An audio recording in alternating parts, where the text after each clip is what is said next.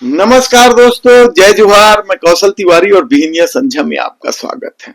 छत्तीसगढ़ में बैठी double engine की सरकार किस तरीके से आम लोगों के जीवन के साथ खिलवाड़ कर रही है, किस तरीके से सरकारी अस्पतालों को बदहाली पे ले आई है ताकि लोग निजी अस्पतालों के लूट की शिकार हो सके।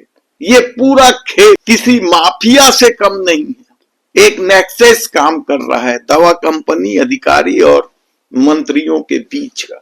यह नेक्सस जबरदस्त चल रहा है और आम लोग लगातार इसका खामियाजा भुगत रहे हैं।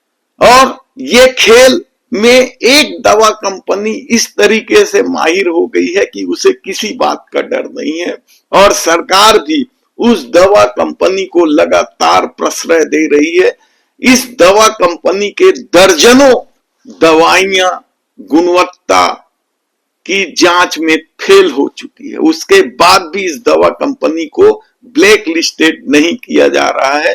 तो इसका मतलब समझिए कि किस तरीके का नेक्सस इस प्रदेश के लोगों के जान के साथ खिलवाड़ करने में आमदा है। दरअसल इस खेल के पीछे मोदी सरकार की वह नीति भी है जिसके तहत एमएसएमई को बढ़ावा देना है और इसका फायदा छत्तीसगढ़ में बैठी डबल इंजन की सरकार पूरा उठा रही है, कहा जाए तो गलत नहीं होगा। छत्तीसगढ़ में स्वास्थ्य मंत्रालय वैसे तो श्याम बिहारी जायसवाल के पास है, सरगुजा क्षेत्र से आते हैं। सरगुजा क्षेत्र से तो 5 मंत्री हैं, उसमें से एक श्याम बिहारी जायसवाल भी है और उनका रुतबा किस तरीके से रहा है यह किसी से छिपा नहीं है। धमकी तक देने में आमदा रहते हैं वे और अस्पतालों की स्थिति बेहद खराब है।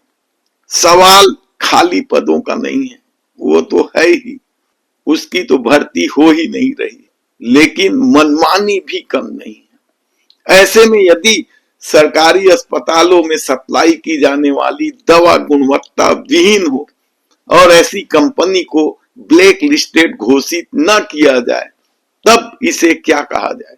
दरअसल मोदी सरकार की नीति है कि एमएसएमई को आगे बढ़ाना है और उसी का फायदा सरकार उठाते हुए एक दवा कंपनी पर जबरदस्त ढंग से मेहरबानी दिखा रही है, कहा जाए तो गलत नहीं होगा। जबकि इस दवा कंपनी के दर्जनों दवाइयां गुणवत्ता में फेल हो चुकी है। यह दवा कंपनी छत्तीसगढ़ में ही है और छत्तीसगढ़ के राजधानी के निकट आरंग क्षेत्र में है, 9M के नाम से। इनके डायरेक्टर कौन कौन है और उनका कैसे सत्ता के साथ गठजोड़ है यह हम बताएं, उससे पहले बता देते हैं कि छत्तीसगढ़ सरकार ने इस कंपनी को किस किस तरीके से छूट दी है। सरकारी अस्पतालों में दवाइयों की सप्लाई के लिए जो टेंडर निकाले जाते हैं उस टेंडर में स्थानीय कंपनी के नाम पर इस 9M कंपनी को छूट दी जाती है।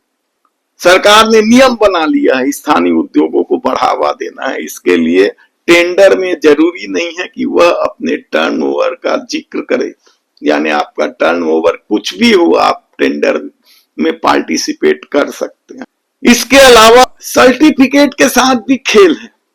आप समझिए, WHO GMP का जो सर्टिफिकेट होना चाहिए हर दवा कंपनी के पास, टेंडर में भाग लेने के लिए उसे भी जरूरी नहीं माना गया है, बगैर सर्टिफिकेट के आप टेंडर में भाग ले। इसके अलावा स्थानीय कंपनी यदि टेंडर में भाग लेती है और पिछड़ जाती है किसी कंपनी से, यानी किसी का L1 टेंडर निकला बाहर प्रदेश का, तो स्थानीय कंपनियों को छूट है कि 50% दवा वह सप्लाई कर सकती है उस L1 के रेट पर, कीमत पर, भले ही आप टेंडर में पिछड़ जाए। ये बड़ी छूट है। इसका 9M कंपनी किस तरीके से फायदा उठा रही है यह चौंकाने वाली खबर है और इस 9M कंपनी पर किस तरीके से शासन प्रशासन मेहरबान है वह भी सुनकर आप चौंक जाएंगे। 4 साल पहले यह कंपनी आई थी आरंग के पास दिरकोनी औद्योगिक क्षेत्र में, 9M इंडिया लिमिटेड के नाम से, और इसे एमएसएमई के तहत छूट भी दी गई। सत्ता का नियम है, सरकार का नियम है कि यदि किसी कंपनी की 3 दवाओं का सैंपल फेल हो जाता है तो उसे 3 साल के लिए ब्लैक लिस्टेड कर दिया जाता है। लेकिन इस कंपनी के कई दवाइयां जिसमें नाइट्रेट से संबंधित है, टेलमिसोल्टेन है, जिंक सल्फेट है, डाइसाइक्लोडीन है, फाइटोनाइजोन है, जेटामार जैसे 2 दर्जन दवाइयों के सैंपल गुणवत्ता में फेल पाए गए। यही नहीं, जो बुखार, खांसी जैसी मामूली इलाज के लिए प्रयुक्त होती है जो दवाइयां, पैरासीटामोल जैसी, वह भी फेल हो चुकी है इस कंपनी के जांच में। और जो औजार दिए जाते हैं ऑपरेशन के लिए, चिकित्सा उपकरण कहलाता है, वह औजार भी घटिया दर्जे का, जंग लगा मिला, वापस कर दिया गया। दवाइयां जो गुणवत्ता में फेल हुई वापस कर दिया और कहा कि नए बेच को भेजिए इसके बदले में। इस तरह से इस कंपनी पर मेहरबानी। तो क्या मेहरबानी की वजह इनके डायरेक्टर हैं? इस कंपनी के जिन डायरेक्टरों का नाम इंटरनेट में सर्च करने पर जो दिखाई दे रहा है कंपनी के डायरेक्टर सेक्शन में, उसमें मनीष अग्रवाल, आशीष अग्रवाल, अजय अग्रवाल और राहुल सेल्स डायरेक्टर हैं। बाकी तीनों कंपनी के डायरेक्टर हैं, मनीष अग्रवाल, आशीष अग्रवाल और अजय अग्रवाल। समझिए क्या खेल इन अग्रवाल बंधुओं का।